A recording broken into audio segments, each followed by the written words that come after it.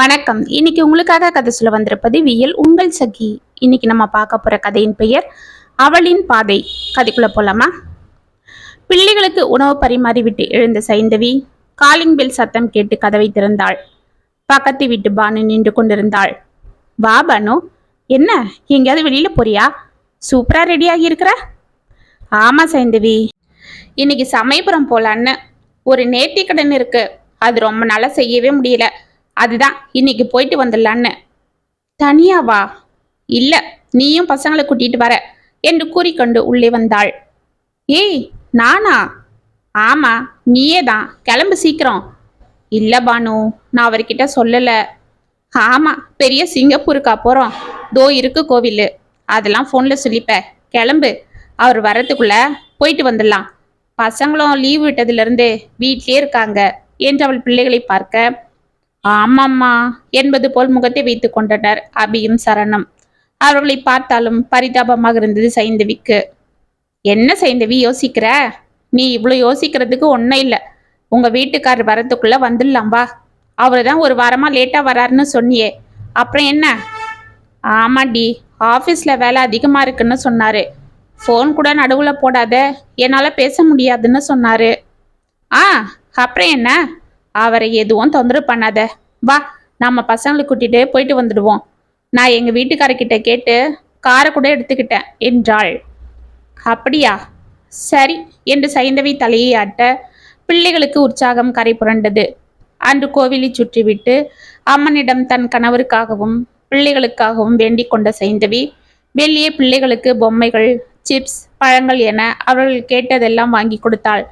பிள்ளைகள் மிகவும் சந்தோஷத்தோடு தனது தாயை கட்டிக்கொள்ள, பாவம் அவருக்கு வேலை வேலைன்னு சரியா இருக்கிறதால இவங்களை எங்கேயுமே கூட்டிட்டு போக முடியல. அவங்களும் எதுவும் தொந்தரவு பண்றதில்ல. இன்னைக்கு வெளியில கூட்டிட்டு வந்ததும் என்ன சந்தோஷப்படுறாங்க. பாவம் பசங்க. இனிமேல் அவர்கிட்ட எப்படியாவது சொல்லி மாசம் ஒரு வாட்டியாவது அவங்கள வெளியில கூட்டிட்டு போக சொல்லணும் என்று அவள் நினைத்து கொண்டிருக்க கார் விற்றென்று தார் ரோட்டில் சென்று கொண்டிருந்தது. பானு காரை வேகமாக ஓட்டி கொண்டிருக்க பிள்ளைகள் இரு பக்கமும் இருக்கும் மரம், செடி, கொடிகள், குளங்கள், வாய்க்கால்கள் அனைத்தையும் ரசித்து கொண்டு வந்தனர். ஒரு இடத்தில் அடர்ந்த மாந்தோப்பு இருக்க அதிலிருந்த மரங்களில் மாங்காய்கள் கொத்து கொத்தாக தொங்கிக் கொண்டிருந்தன. அம்மா அம்மா, அங்க பாருங்களேன், எவ்வளோ மாங்காய் தொங்குது. அம்மா ப்ளீஸ்மா, எனக்கு அதுல இருந்து ஒரு மாங்காய் பறிச்சு கொடுங்கம்மா என்று அபி கெஞ்ச, ஏய் அது யாரோட தோப்போ என்னமோ, நாம பறிச்சா திட்ட போறாங்க என்றாள் சைந்தவி. அட என்ன சைந்தவி, இதுக்காகலாம் பயந்துகிட்டு இவ்வளோ பெரிய தோப்புல ஒரு 2 மாங்காய் பறிக்கிறதுக்கா திட்ட போறாங்க? அங்க பாரு, யாருமே இல்லை. அப்படியே அது பார்த்தாலும் பசங்களுக்கு தானா ஒன்றும் சொல்ல மாட்டாங்க. பார்த்துக்கலாம். பாவம் பசங்களுக்கு பறிச்சு கொடு, இல்லைன்னா இரு நானே போறேன் என்று காரை நிறுத்திவிட்டு கதவை திறந்து கொண்டு இறங்கினாள். ஆ பானு, இரு நானே போறேன். பாவம் நீ எதுக்கு? யாராவது கேட்டாலும் நானே பேசிக்கிறேன் என்று கடகடவென கதவை திறந்து கொண்டு அந்த தோப்பை நோக்கி நடக்க ஆரம்பித்தாள்.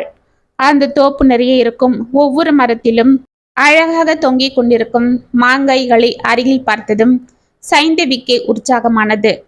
அங்கிருந்த ஒரு மரத்தில் எக்கி காய்களை பறிக்க ஆரம்பித்தாள். அப்பா, எவ்வளோ ஹைட்டா இருக்கு.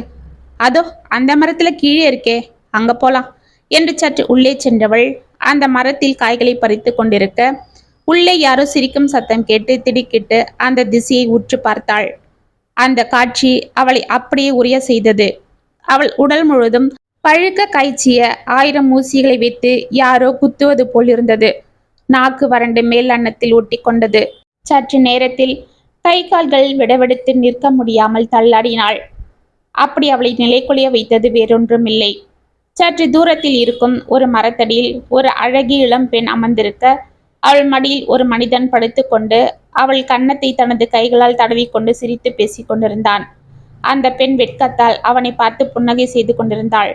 அவர்கள் பேச்சில் மெய்மறந்து போயிருக்க அருகில் நிறுத்தி இருக்கும் அவர்களது பைக்கின் மீது குரங்கு ஒன்று அமர்ந்து கொண்டு அவர்களை பார்த்து கொண்டு மாம்பழத்தை சாப்பிட்டு கொண்டிருப்பது கூட அவர்களுக்கு தெரியவில்லை.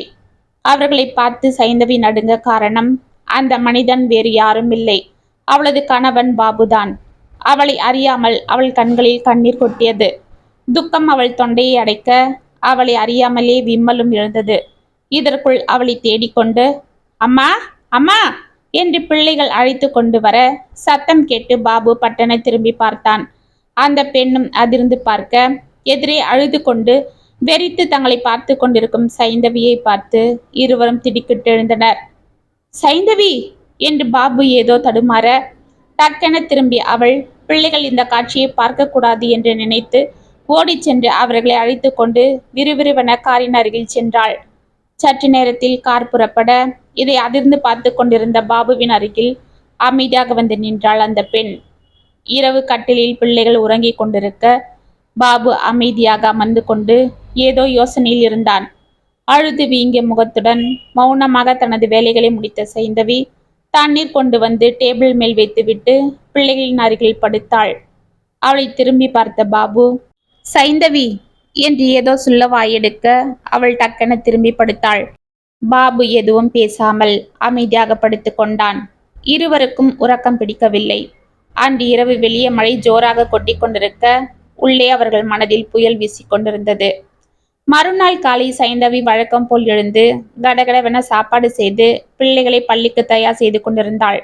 பாபுவிற்கும் சாப்பாடு கட்டி வைத்துவிட்டு அவனுக்கு டிஃபனை பரிமாறிவிட்டு மௌனமாக உள்ளே சென்றாள். பிள்ளைகள் சாப்பிட்டு விட்டு ஆட்டோ வந்ததும் பள்ளிக்கு புறப்பட பாபு டிஃபனை சாப்பிடாமல் அமைதியாக அமர்ந்திருந்தான். சைந்தவி உள்ளே பாத்திரங்களை தேய்த்து கொண்டிருந்தாள். மெதுவாக உள்ளே சென்ற பாபு அவள் தோள்களை பிடித்து திருப்பினான்.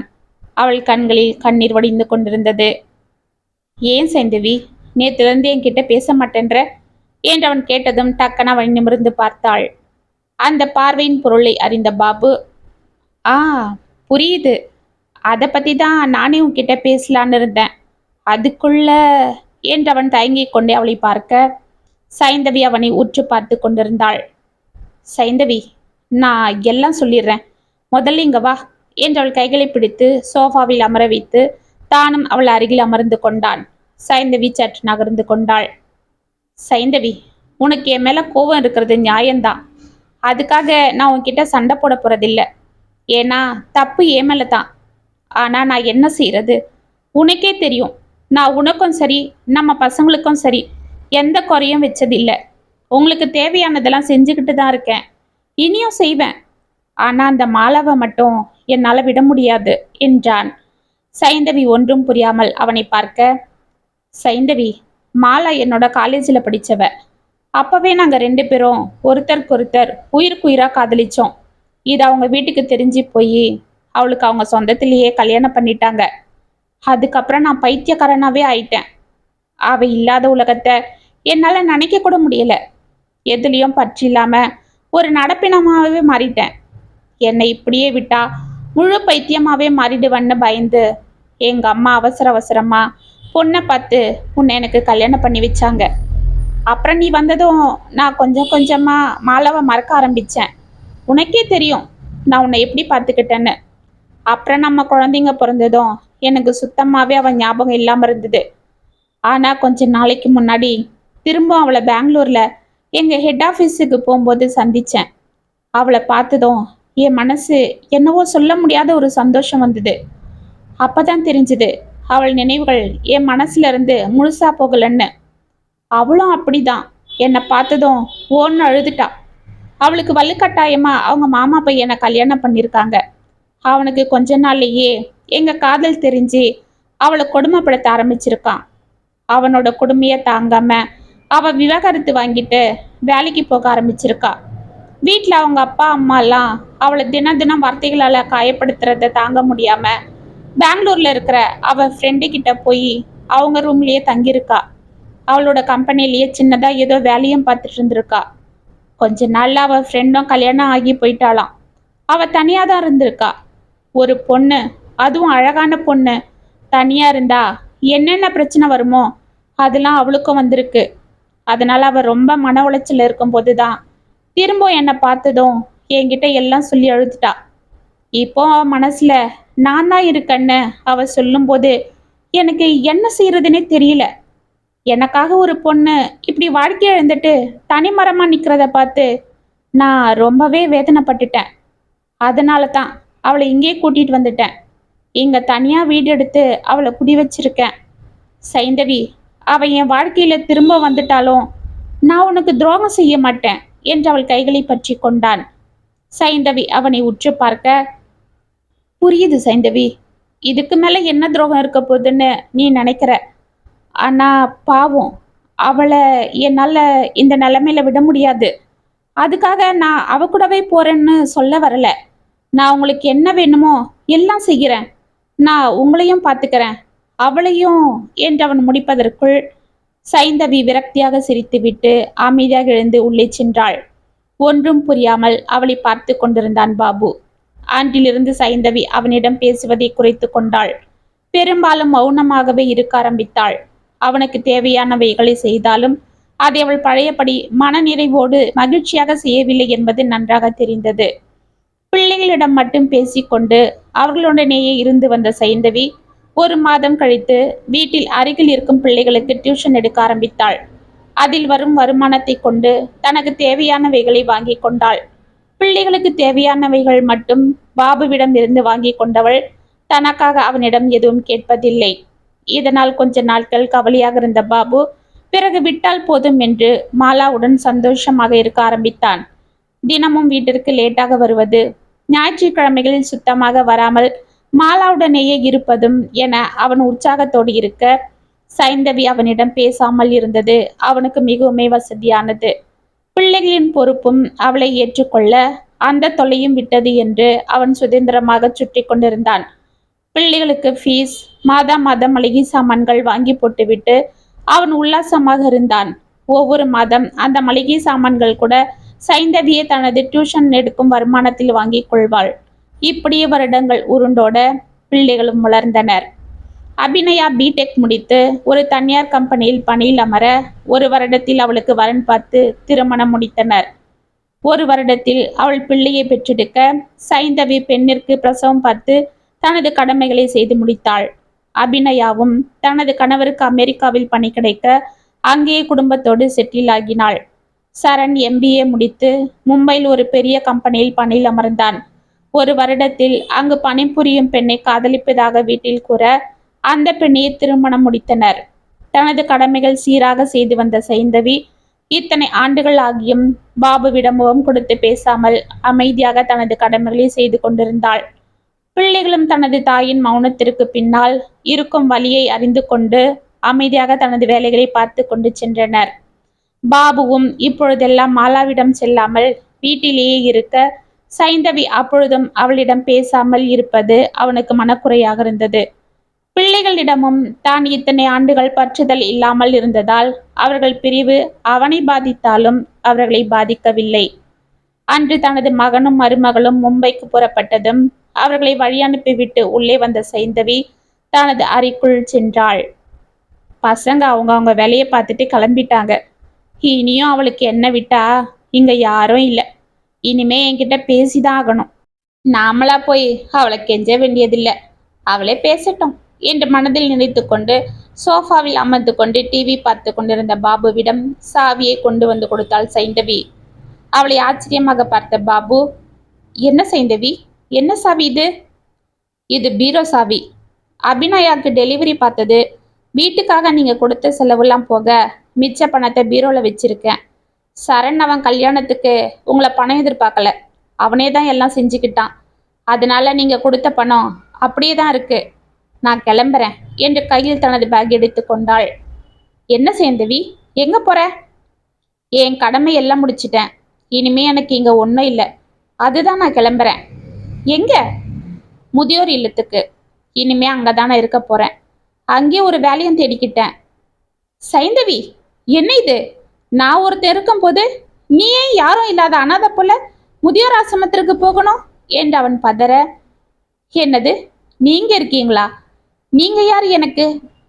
என்ன சைந்தவி, நான் உன் புருஷன், நான் கட்டின தாலி உன் கழுத்துல இருக்கே. சைந்தவி விரக்தியாக சிரித்தாள். இந்த தாலிய நான் உண்மையா உயிரா நினைச்சு போட்டுக்கிட்டு இருந்தது ஒரு காலத்துல. ஆனா இப்ப இது ஊருக்காக தான் போட்டுட்டு இருக்கனே தவிர இதுல எந்த அர்த்தமும் இல்லை என்றாள். சைந்தவி, இத்தனை வருஷம் நாம புருஷன் பொண்டாட்டியா இருந்துட்டு ஒத்துமையா வாழ்ந்துட்டு இந்த வயசான காலத்துல இப்படி பிரிஞ்சு போயிட்டா என்ன அர்த்தம் என்று அவன் பதற, என்னது இத்தனை வருஷம்? நாம புருஷன் பொண்டாட்டிய ஒத்துமையா வாழ்ந்தமா என்று கேட்டுவிட்டு கலகலவென சிரித்தாள். சரி, ஒத்துமையா இல்லைன்னாலும் ஒரே வீட்டுல இருந்தோம் இல்ல? இருந்தோம் இல்ல, இருந்தீங்கன்னு சொல்லுங்க. நீங்க என்கிட்ட இருந்தோம், நம்ம பசங்க கிட்ட இருந்தோம் பிரிஞ்சு ரொம்ப வருஷம் ஆயிடுச்சு. அந்த பிள்ளைகளுக்கு என்ன பிடிக்கும், அவங்க என்ன விரும்புறாங்க, எப்படி படிக்கிறாங்க, அவங்களுக்கு உடம்புக்கு வந்தா நான் என்ன பண்ணேன், இதெல்லாம் உங்களுக்கு எதனா தெரியுமா? இல்ல நான் தான் எப்படி இருக்குன்னு உங்களுக்கு அக்கறை இருந்துதா? நீங்க என்னைக்கு அந்த மாலாவை என்னால விட முடியாது, அவளும் என் கூட தான் இருப்பான்னு சொன்னீங்களோ அன்னைக்கே என் மனசுல இருந்து நான் உங்களை தூக்கி எறிஞ்சிட்டேன். சைந்தவி, நீங்க என்ன கேட்க வர்றீங்கன்னு எனக்கு தெரியும். அப்ப எதுக்கடி இத்தனை வருஷம் இங்க இருந்த? பசங்களை படிக்க வைக்க என்கிட்ட பணம் வாங்கின, கல்யாணத்துக்கு பணம் வாங்கினேன்னு கேட்கலாம். அதுதானே? நானே பதில் சொல்றேன். ஆம்பளைங்க நீங்க. நான் ஒரு ஆண் என்ன வேணாலும் பண்ணலன்ற நினைப்புல ஒரு கல்யாணம், 2 கல்யாணம், ஏன் 3 கல்யாணம் கூட பண்ணிக்கிட்டு போகலாம். ஆனா பொம்பளைங்க கணவன் பண்ற துரோகத்தை நினைச்சு மனசுல நொந்துக்கிட்டு அந்த வாழ்க்கையும் விட முடியாம, குழந்தைங்களை விட முடியாம அவதிப்படணும். சில பேர் கோவத்துல குழந்தைங்களை கூட்டிட்டு ரோஷமா வெளியில போயிட்டாலும் குழந்தைங்க படிப்புக்காக, வீட்டு வாடகைக்காக, சாப்பாட்டுக்காக சம்பாதிக்க விடுவாங்க. தனியாளா போராடுவாங்க. அவங்கள வளர்த்து கல்யாணம், பிரசவன்னு அவங்களே எல்லா பொறுப்பும் ஏத்துக்கிட்டு தன்னோட கடமைகளை செய்வாங்க. ஆனா நீங்க எந்த தொந்தரவும் இல்லாம, குழந்தைங்களை பத்தி கவலைப்படாம, விட்டா போதும் தொல்லைன்னு ஜாலியா கல்யாணமா பண்ணிக்கிட்டு போவீங்க.